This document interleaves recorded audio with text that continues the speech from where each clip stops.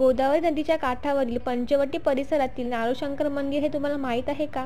हे मंदिर भगवान शिवाला म्हणजे महादेवाला समर्पित आहे. नारोशंकर मंदिर 1747 मध्ये सरदार नारोशंकर राजबहादूर उर्फ राणी याने बांधले होते. शहरातील अत्यंत पुरातन समजल्या जाणाऱ्या नारोशंकर मंदिरातील घंटा मराठ्यांच्या विजयाची पराक्रमाची मानली जाते.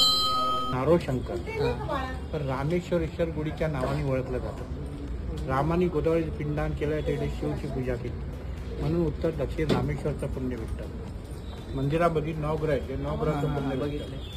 वरती जे नर्तिका आहे ते 1969ला पुरा अर्ध मंदिर डुबून गेलं होतं. ती घंटा डुबली होती वरती. 2019ला बी अर्ध मंदिर डुबून गेलं होतं. तर दरवर्षी पाणी येतं तर मंदिरात पाणी येतं.